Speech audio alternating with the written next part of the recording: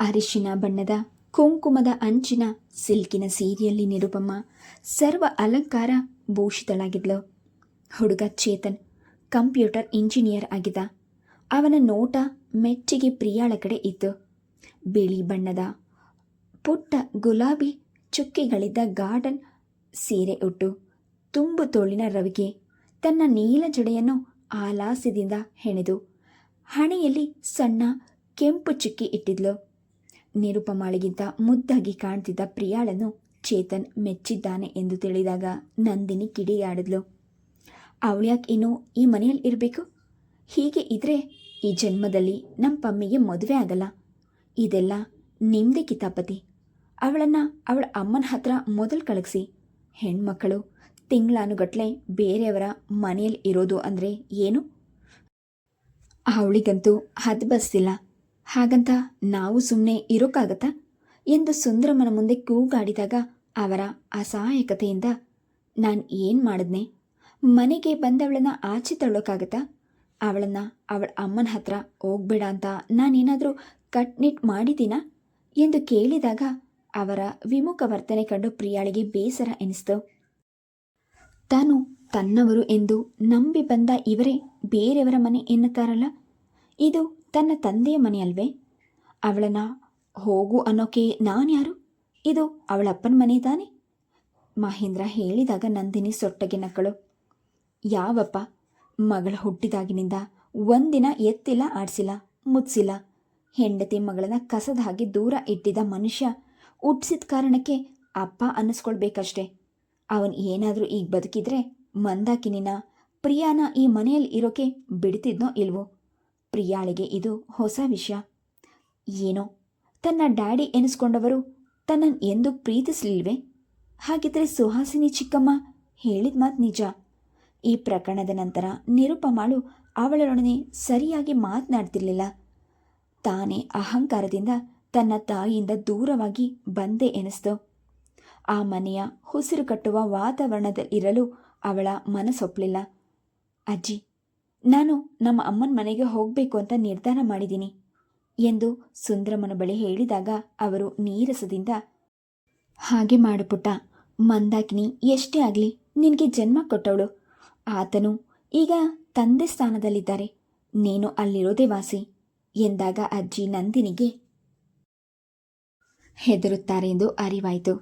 ಅವಳು ತನ್ನ suitcase pack ಮಾಡಿಕೊಂಡು ಸುಹಾಸಿನಿಯ ಮನೆಗೆ ಹೊರಟಾಗ ಯಾರೂ ತಡೆಯಲಿಲ್ಲ.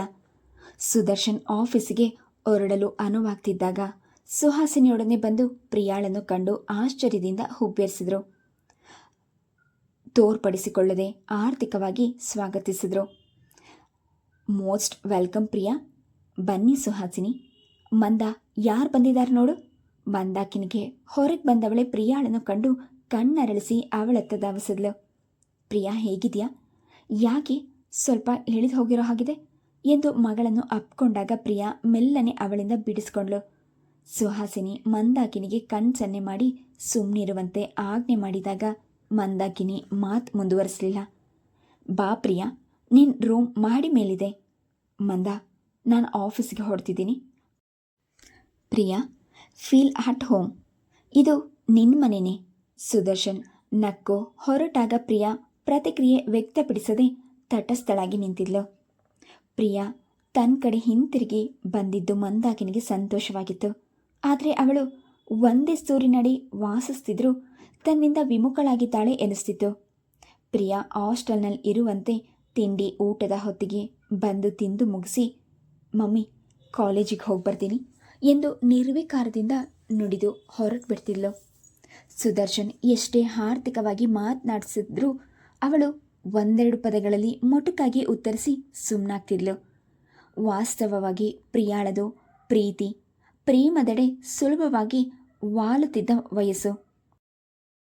ಮಂದಾಕಿನಿ ಸುದರ್ಶನ್ ಅನ್ಯೋನ್ಯವಾಗಿರುವುದನ್ನು ಕಂಡು ಅವಳಿಗೆ ತಾನಿಲ್ಲಿ ಪರಕೀಯಳು ಎನಿಸಿ ಅನಾಥ ಭಾವನೆ ಮೂಡ್ತಿತ್ತು. ಮೊದಲೆಲ್ಲ ತಾಯಿಯ ಸೆರೆಗೆ ಹಿಡಿದು ಮಮ್ಮಿ ಮಮ್ಮಿ ಎಂದು ಓಡಾಡ್ತಿದ್ದವಳು ಈಗ ಮಂದಾಕಿನಿ 10 ಮಾತನಾಡಿದ್ರು ಅವಳು 1 ಮಾತನಾಡ್ತಿದ್ಲು. ಸುದರ್ಶನ್ ತಮ್ಮ ಬಾಳಿನಲ್ಲಿ ಬಂದು ತನ್ನಿಂದ ತಾಯಿಯನ್ನು ದೂರ ಮಾಡಿದ ಎಂಬ ಅಸಮಾಧಾನ ಅವಳ ಮನಸ್ಸಿನಲ್ಲಿ ಹೊಗೆಯಾಡ್ತಿತ್ತು. ಆ ಅನಿಶ್ಚಿತ ಸ್ಥಿತಿಯಲ್ಲಿಯೇ ಕಿಶೋರನೊಡನೆ ಅವಳ ಓಡಾಟ ಹೆಚ್ಚಾಗಿತ್ತು. ಕಲಾಳ ಮದುವೆ ಸಮೀಪಿಸುತ್ತಿದ್ದಂತೆ ಪ್ರಿಯಾಳ ಮನಸ್ಸಿನ ಕಳವಳ ತೀವ್ರವಾಗ್ತಿತ್ತು. ಅವಳು ಮನೆಯಲ್ಲೂ ಯಾರೊಡನೆಯೂ ತನ್ನ ಅಳುಕು ತೋಡ್ಕೊಂಡಿರಲಿಲ್ಲ. ಮಂದಾಕಿನಿಯ ಮುಂದೆ ಹೇಳುವ ಧೈರ್ಯವಿಲ್ಲ. ಸುದರ್ಶನ್ ಬಳಿ ಸಲಿಗೆ ಇಲ್ಲ. ಹೌದು, ಎಲ್ಲ ಆರಂಭವಾಗಿದ್ದು ಕಿಶೋರನ ಹುಟ್ಟಿದ ಹಬ್ಬದ ದಿನ. ಅಂದು ಪ್ರಿಯಾ ಕಿಶೋರ್ ಹೋಟೆಲ್ ಊಟ ಮುಗಿಸಿ ಚಿತ್ರಕ್ಕೆ ಹೋಗಬೇಕೆಂದು ಕೊಂಡಿದ್ರು. ಊಟವಾದ ಮೇಲೆ ಅದುವರೆಗೂ ಸುಮ್ಮನಿದ್ದ ಕಿಶೋರ್ ಮೆಲ್ಲನೆ, ಪ್ರಿಯಾ, ನನ್ನ ಬರ್ತಡೆಗೆ ನಿನ್ನಿಂದ ಏನೂ ಉಡುಗೊರೆ ಇಲ್ಲ ಎಂದು ಕೇಳಿದಾಗ ಪ್ರಿಯಾ ತನ್ನ ಬಗ್ಗೆ ನಾಚಿಕೆ ಎನಿಸ್ತು. ಅವನಿಗೆ ಏನಾದರೂ ಪ್ರೆಸೆಂಟ್ ಕೊಡಬೇಕೆಂಬ ಆಸೆ ಇದ್ದರೂ ಮಂದಾಕಿನಿಯನ್ನು ಹಣ ಕೇಳಲು ಹಿಂಜರಿದು ಬರಿಗೈಯಲ್ಲೇ ಬಂದಿದ್ಲು. ನಾನು ಏನು ಮಾಡಲಿ ಕಿಶೋರ್, ಈಗ ನನ್ನ ಹತ್ರ ಒಂದು ಪೈಸಾ ಇಲ್ಲ. ನನಗೆ ಜನ್ಮ ಕೊಟ್ಟ ತಂದೆ ಈಗ ಬದುಕಿದ್ರೆ ಸರಿಯಾಗಿದ್ದಿದ್ರೆ ಭವಿಷ್ಯ ನಾನು ನಿನಗೊಂದು ದೊಡ್ಡ ಗಿಫ್ಟ್ ಕೊಡ್ತಿದ್ದೆ ಎನ್ನುವಷ್ಟರಲ್ಲಿ ಅಸಹಾಯಕತೆಯಿಂದ ಅವಳ ಕಣ್ಗಳು ಕಂಬನಿಗೊಳಗಾದವು. ತನ್ನ ತಾಯಿ ಮದುವೆ ಆದಾಗಿನಿಂದ ಹಿಡಿದು ತಾನು ಪುನಃ ಸುದರ್ಶನನ ಆಶ್ರಯಕ್ಕೆ ಬಂದಿರೋದರ ತನಕ ಅವಳು ಕಿಶೋರನ ಬಳಿ ಮುಚ್ಚಿಡದೆ ಹೇಳ್ಕೊಂಡಿದ್ರಿಂದ ಅವನು ವಿಚಲಿತನಾಗಲಿಲ್ಲ. ನಾನು ನಿನಗೊಂದು ಸಣ್ಣ ಉಡುಗೊರೆ ಕೇಳ್ತೀನಿ, ಕೊಡ್ತೀಯಾ? ಏನದು?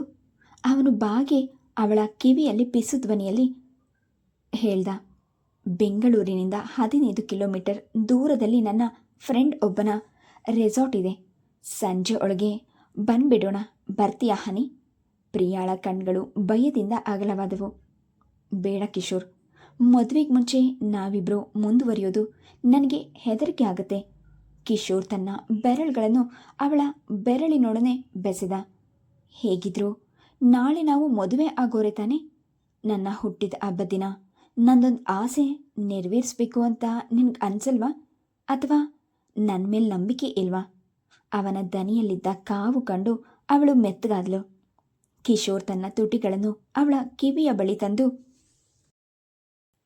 ಚಿನ್ನ ಪ್ಲೀಸ್, ನನಗೆ ಡಿಸಪಾಯಿಂಟ್ ಮಾಡಬೇಡ ಎಂದು ಅವಳ ಕೆನ್ನಿಗೆ ಮುತ್ತಿಟ್ಟಿದ್ದಾಗ ಪ್ರಿಯಾಳಿಗೂ ಅವನ ಸಾನ್ನಿಧ್ಯ ಹಿತವಾಗಿತ್ತು. ಸಂಜೆವರೆಗೂ ಅವರಿಬ್ಬರು ರೆಸಾರ್ಟ್ನಲ್ಲಿ ಕಾಲ ಕಳೆದಿದ್ರು. ಕಿಶೋರ್ ಅವಳಿಗೆ ಹೊಸ ಪ್ರಪಂಚದ ಅರಿವು ಮಾಡಿಕೊಟ್ಟಿದ್ದ. ಅವನನ್ನು ತೊರೆದು ತಾನು ಬದುಕಿರಲಾರೆ ಎನ್ನುವಷ್ಟು ಸಂಪೂರ್ಣ ಭಾವದ ಹಂತಕ್ಕೆ ಅವಳನ್ನು ಕರೆದೊಯ್ದಿದ್ದ. ಆ ದಿನ ಪ್ರಿಯಾ ಸಂಜೆ 6 ಮನೆಗೆ ಬಂದಾಗ ಮಂದಾಕಿನಿ ಆತಂಕದಿಂದ ಬಾಗಿಲಲ್ಲಿ ಕಾಯ್ತಿದ್ಲು. ಯಾಕೆ ಪ್ರಿಯಾ ಇಷ್ಟು ಲೇಟು?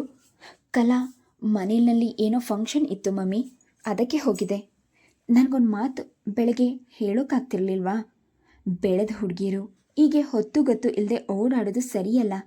ಮಂದಾಕಿನಿ ಹೇಳಿದಾಗ ಪ್ರಿಯಾಳ ಆತ್ಮಸಾಕ್ಷಿಗೆ ಚುಚ್ಚಿದಂತಾಗಿ ಸಿಡ್ಕದ್ಲು. ಈ ಥರ ಹೆಜ್ಜೆ ಹೆಜ್ಜೆಗೂ ನನ್ನನ್ನು ಚೆಕ್ ಮಾಡಿದ್ರೆ ನಾನು ಎಲ್ಲಾದರೂ ಹೊರಟೋಗ್ತೀನಿ ಅಷ್ಟೇ. ಕಿಶೋರನ ಒಡನಾಟ ಅವಳಿಗೆ ಹೊಸ ಧೈರ್ಯ ನೀಡಿತು. ಮಂದಾಕಿನಿ ಉದ್ವೇಗಗೊಂಡಿದ್ಲು. ಅವಳು ಪ್ರಿಯಾಳ ವರ್ತನೆಯನ್ನು ಸುದರ್ಶನನ ಮುಂದೆ ತೋಡ್ಕೊಂಡಾಗ ಅವನು ನಕ್ಕ. ನಮ್ಮನೆ ಮಕ್ಕಳ ಬಗ್ಗೆಯೇ ನಾವು ಅಪನಂಬಿಕೆ ಪಟ್ರೆ ಹೇಗೆ ಮಂದ? ಪ್ರಿಯಾ ಜವಾಬ್ದಾರಿ ತಿಳಿದಿರೋ ಹುಡುಗಿ, ಅವಳೆಂದೂ ಎಡವಲ್ಲ ಅನ್ನೋ ಭರವಸೆ ನನಗಿದೆ. ಅವಳಿಗೆ ನಮ್ಮ ಏಲಿರೋ ಅಸಮಾಧಾನ ಇನ್ನೂ ಹೋಗಿಲ್ಲ. We will give her some time ಎಂದಾಗ ಮಂದಾಕಿನಿ ಅವನ ಔದಾರ್ಯಕ್ಕೆ ಬೆರಗಾದ್ಲು. ಪ್ರಿಯಾ ಎಷ್ಟೇ ಹೊರಟಾಗಿ ವರ್ತಿಸಿದ್ರೂ ಸುದರ್ಶನ್ ಮಾತ್ರ ಅವಳೊಂದಿಗೆ ಆರ್ಥಿಕವಾಗಿಯೇ ನಡೆದುಕೊಳ್ತಿದ್ದ. ಸತತವಾಗಿ 1.5 ತಿಂಗಳು ಕಿಶೋರ್ ಪ್ರಿಯಾರ ಕಣ್ಣ ಮುಚ್ಚಾಲೆ ನಡೆದಿತ್ತು. ಮೊದಮೊದಲು ಹಿಂಜರಿಯುತ್ತಿದ್ದ ಪ್ರಿಯಾ ಈಗ ಅವನನ್ನು ಒಂದಿನ ಕಾಣದಿದ್ರೂ ಚಡಪಡಿಸ್ತಿದ್ಲು. ತಾನಾಗೆ ಅವನ ಕೊರಳು ಕಟ್ಕೊಂಡು ಪ್ರೋತ್ಸಾಹಿಸ್ತಿದ್ಲು. ತಾನು ಸಾಗುತ್ತಿದ್ದ ದಾರಿ ಎಂತಹದೆಂದು ಅವಳಿಗೆ ಅರಿವಾಗಿದ್ದು, ಅವಳು ತಾನು ಗರ್ಭಿಣಿ ಎಂದು ಸಂದೇಹ ಬಂದಾಗಲೇ ಕಿಶೋರನಿಗೆ ತಿಳಿದಾಗ ಅವನು ಹೌಹಾರಿದ. ಮೈ ಗುಡ್ನೆಸ್, ಇನ್ನೊಂದು 15 ದಿನಗಳಲ್ಲಿ ನಮ್ಮ ಕಲಾ ಮದುವೆ. ಈಗ ಈ ವಿಷಯ ನಾನು ಹೇಗೆ ಅಪ್ಪ ಅಮ್ಮನಿಗೆ ಹೇಳಲಿ ಪ್ರಿಯಾ? ಹೆದರಿಕೆಯಿಂದ ಪ್ರಿಯಾ ಅಳಲು ಆರಂಭಿಸಿದ್ಲು. ಅವಳ ಕೈಕಾಲು ಕಂಪಿಸ್ತಿತ್ತು. ಹಾಗಾದರೆ ನಾನು ಏನು ಮಾಡಲಿ? ಆತ್ಮಹತ್ಯೆ ಮಾಡ್ಕೊಂಡ್ಬಿಡ್ಲಾ? ಛೇ, ಏನು ಮಾತನಾಡ್ತೀಯ ಪ್ರಿಯಾ? ನಿನ್ನನ್ನು ಬಿಟ್ಟು ನಾನು ಬದುಕಿರ್ತೀನ? ಸದ್ಯಕ್ಕೆ ನಮ್ಮ ಮದುವೆ ವಿಷಯ ಬೇಡ ಅಂದೆ ಅಷ್ಟೇ. ಯಾರಾದರೂ ಡೈನಾಕಾಲಜಿಸ್ಟ್ ಹತ್ರ ಹೋಗಿ ಇದನ್ನು ತೆಗೆಸ್ಬಿಡೋಣ. ಪ್ರಿಯಾಗೆ ಅದು ಇಷ್ಟವಿರಲಿಲ್ಲ. ತಮ್ಮ ಇಬ್ಬರ ಒಲವಿನ ಕುಡಿಯನ್ನು ಚಿವುಟ್ ಹಾಕೋದು ಅವಳಿಗೆ ಕರಳು ಹಿಡಿದಂತಾಯಿತು. ಇನ್ನು ನಿರ್ದಿಷ್ಟ ರೂಪವೂ ಇಲ್ಲದ, ಪ್ರಪಂಚ ಕಾಣದ ಕಂದನ್ ಬಗ್ಗೆಯೇ ತನಗಿಷ್ಟು ಕಾಳಜಿ ಇರುವಾಗ 18 ವರ್ಷ ಸಾಕಿ ಸಲಹಿ ಪ್ರೀತಿ ವಾತ್ಸಲ್ಯ ನೀಡಿದ ತಾಯಿಗೆ ತನ್ನ ಬಗ್ಗೆ ಎಷ್ಟು ಮಮತೆ ಇರಬೇಕು. ತಾನು ಅವಳಿಗೆ ಪ್ರತಿಯಾಗಿ ಕೊಟ್ಟಿದ್ದು ಬರೀ ಮನೋವ್ಯತೆ, ನಿರಾಶೆ ಎಂದು ಅಪರಾಧಿ ಪ್ರಜ್ಞೆ ಅವಳನ್ನು ಕಾಡ್ತಿತ್ತು. ಕಲಾ ತನ್ನ ವಿವಾಹ ಪತ್ರಿಕೆ ಕೊಡಲು ಬಂದಾಗ ಪ್ರಿಯಾ ಅವಳನ್ನು ಮಂದಾಕಿನಿಗೆ ಪರಿಚಯ ಮಾಡಿಸಿದ್ಲು. ಅವರನ್ನು ನಿನ್ನ ಅಕ್ಕ ಅಂತ ಕರಿಬೋದಲ್ಲೇ ಪ್ರಿಯಾ? ನಿಮ್ಮ ತಾಯಿ ಎಷ್ಟು ಚೆನ್ನಾಗಿದ್ದಾರೆ ಎಂದು ಉದ್ಗರಿಸಿದಾಗ ಮಂದಾಕಿನಿ ನಕ್ಕಳು. ಸುದರ್ಶನ್ ಆಗ ಮನೆಯಲ್ಲಿ ಇರಲಿಲ್ಲ. ಪ್ರಿಯಾ, ನೀನು ಖಂಡಿತ ಬರಲೇಬೇಕು. ಮೋಸ್ಟ್ ಪ್ರಾಬಬ್ಲಿ ಅದೇ ದಿನ ನಮ್ಮ ಕಿಶೋರ್ನದು ಲಗ್ನ ಪತ್ರಿಕೆ ಆಗ್ಬೋದು. ಹುಡುಗಿ ರೇಖಾ ಅಂತ, ನಮ್ಮ ತಂದೆ ಫ್ರೆಂಡ್ ಮಗಳು. ಭಾರಿ ಶ್ರೀಮಂತರಮ್ಮ. ನಮ್ಮ ಪಪ್ಪಂಗೆ ಕೈ ತುಂಬ ವರದಕ್ಷಿಣೆ ತರೋ ಹುಡುಗಿನೇ ಸೊಸೆಯಾಗಿ ತರಬೇಕು.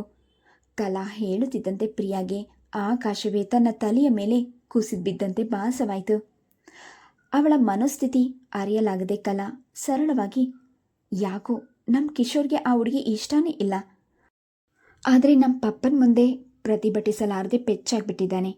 ನಮ್ಮ ಪಪ್ಪನ ವಿಷಯ ನಿನಗೇ ಗೊತ್ತಲ್ಲ. ಅವರು ನಿರ್ಧಾರ ಮಾಡಿದ್ರೆ ಅಂದರೆ ಮುಗೀತು. ನಾವು ಯಾರೂ ಅವರಿಗೆ ಎದುರಾಡೋ ಹಾಗಿಲ್ಲ ಎಂದು ಹೇಳಿದಾಗ ಪ್ರಿಯಾ ಮಂಕಾದ್ಲು. ಕಲಾ ಹೊರಟೋದ್ಮೇಲೆ ಪ್ರಿಯಾ ಅಂತರ್ಮುಖಿಯಾಗಿದ್ಲು. ತಾನು ತಂದೆಯ ವಿರುದ್ಧ ನಡೆಯಲಾರೆನೆಂದು ತಿಳಿದ್ರೂ ಕಿಶೋರನ್ ಯಾಕೆ ತನ್ನನ್ನು ಒಲಿಸ್ಕೊಂಡ? ಕಲಾಳ ಮದುವೆ ಆಗೋವರೆಗೂ ಅವನನ್ನು ಭೇಟಿಯಾಗಿರಲಿಲ್ಲ. ಕಲಾ ಮದುವೆ ಆಗಿಬಿಡ್ಲಿ ಪ್ರಿಯಾ, 15 ದಿನಗಳಲ್ಲಿ ಏನೂ ಮುಳುಗಿ ಹೋಗಿಲ್ಲ ಎಂದಿದ್ದ. ಈಗ ತನ್ನನ್ನೇ ನಡು ನೀರಿನಲ್ಲಿ ಕೈ ಬಿಟ್ಟು ಅವನ್ ಮಾತ್ರ ಸುರಕ್ಷಿತವಾಗಿ ಈಜ್ಕೊಂಡು ಹೋಗ್ತಿದ್ದಾನೆಯೇ? ತನ್ನ ಭವಿಷ್ಯ ಕುರಿತು ಯೋಚಿಸಿ ಪ್ರಿಯಾ ಹಣ್ಣಾದ್ಲು. ಕಲಾಳ ಮಾತು ಕೇಳಿದ ಮೇಲಂತೂ ಅವಳಿಗೆ ಕಿಶೋರನ ಬಗ್ಗೆ ಇದ್ದ ಅಲ್ಪ ಸ್ವಲ್ಪ ಭರವಸೆಯು ಮಾಯವಾಯಿತು. ಅಂದು ಪ್ರಿಯಾ ರಾತ್ರಿ ಊಟದ ಸಮಯದಲ್ಲಿ ಅನ್ಯ ಮನಸ್ಸುಗಳಾಗಿದ್ದಿದ್ದು ಮಂದಾಕಿನಿ ಗಮನಿಸಿದ್ಲು.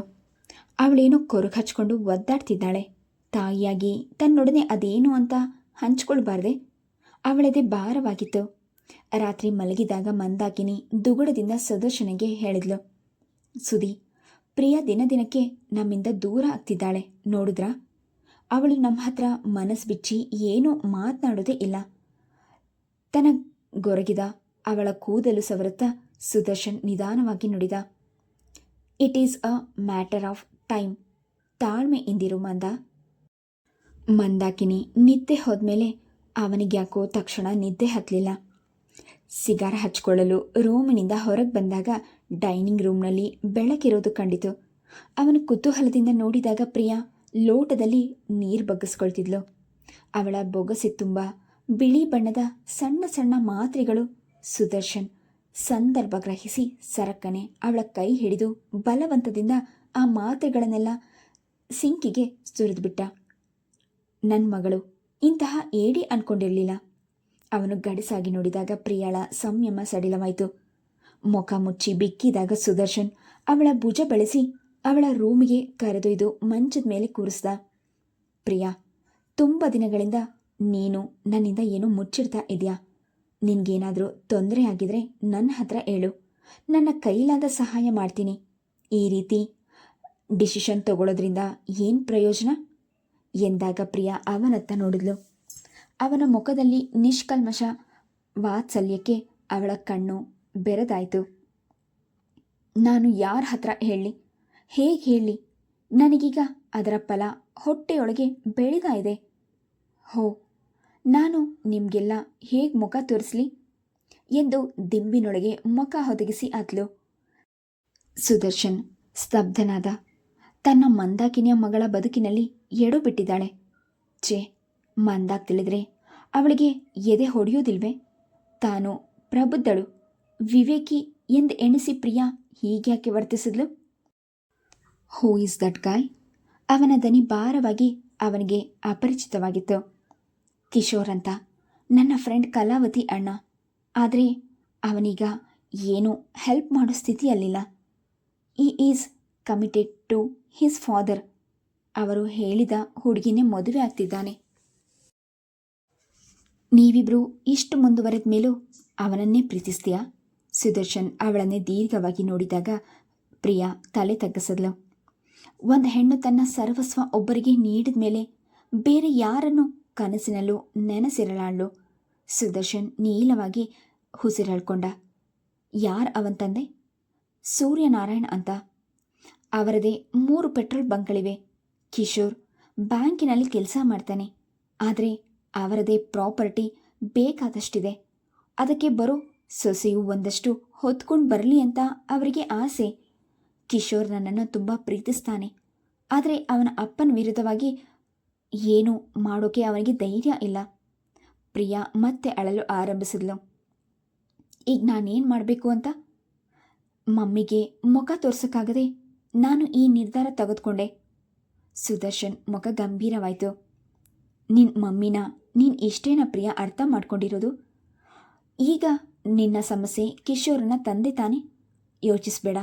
ನಾಳೆನೇ ಹೋಗಿ ಅವರ ಜೊತೆ ಮಾತನಾಡಿ ಆ ಹುಡುಗನ ಜೊತೆ ನಿನ್ನ ಮದುವೆ ನಿಶ್ಚಯ ಮಾಡ್ತೀನಿ. ಅವರ ಅಂತಸ್ತಿಗೆ ತಕ್ಕ ಹಾಗೆ ಮದುವೆ ನಡೆಸ್ಕೊಡೋದು ನನ್ನ ಜವಾಬ್ದಾರಿ. ಪ್ರಿಯಾ ತಬ್ಬಿಬಾದ್ಲು. ನೀವು ನನ್ನ ಮದುವೆ ನಡೆಸ್ಕೊಡ್ತೀರಾ?